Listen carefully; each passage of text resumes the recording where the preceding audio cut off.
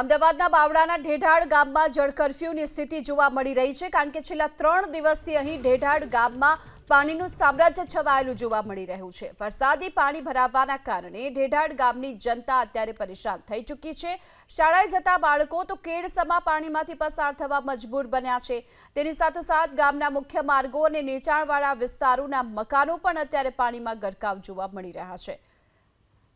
3 દિવસથી આ પ્રકારની સ્થિતિ છે, ત્યારે બાવળાના ઢેઢાડ ગામમાં જળ કર્ફ્યુ જોવા મળી રહ્યું છે। જ્યાં નજર નાખશો ત્યાં માત્ર પાણીને પાણી જોવા મળી રહ્યું છે। રોડ રસ્તા ક્યાં છે તે પણ હાલ અહીં કહી શકાય તેમ નથી। ભારે વરસાદના કારણે આ પ્રકારની સ્થિતિ સર્જાઈ હોઈ શકે છે, પરંતુ 3 દિવસ છતાં પણ હજુ પાણી નથી ઓસર્યા। તેને લઈ સવાલ વધુ વિગતો મેળવીએ સંવાદદાતા હિરેન રાજગુરુ આપણી સાથે જોડાઈ ચૂક્યા છે। હિરેન, ગામમાં જળ કર્ફ્યુની સ્થિતિ છે, શું કારણ?